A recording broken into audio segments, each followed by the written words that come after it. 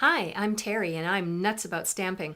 I'm back today with another Sundays with Sizzix project. It's this baby card that I made using my Big Shot. Here are the products that I used. Along with the Big Shot, the platform, and the two standard cutting pads, I used the chevron folder. I love this folder. I've used it on a Halloween card that I've created for my convention swap, and I've used it for all sorts of other project ideas, including two baby cards.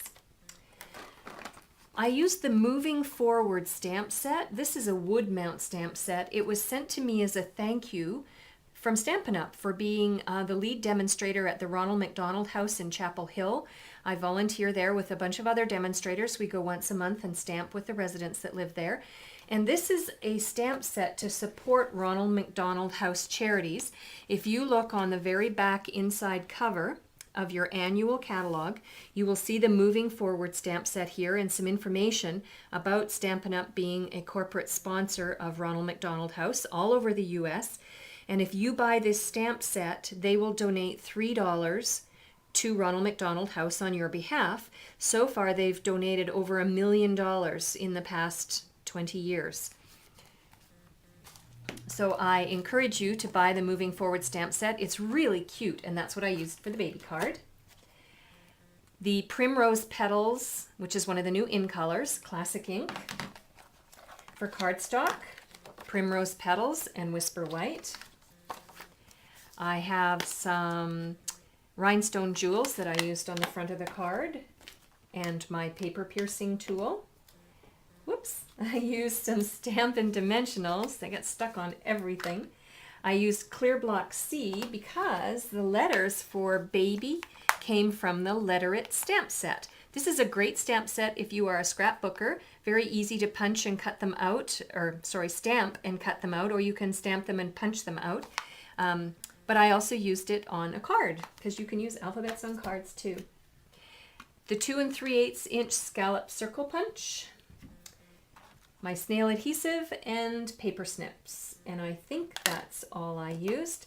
So let me show you how to create the chevron layer.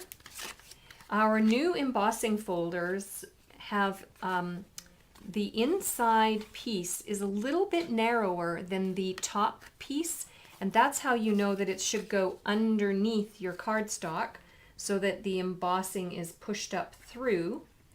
Let me get this centered on the zigzags. And your sandwich is the platform, bottom standard cutting pad, the folder with the cardstock inside, and the top standard cutting pad. And then once I show you how to do the embossing, I'll just walk you through how I completed the card.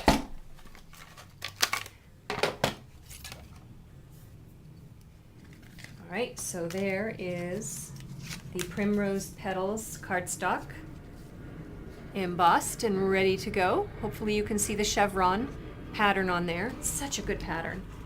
So that's what I used for the front layer, or the bottom layer on the card front.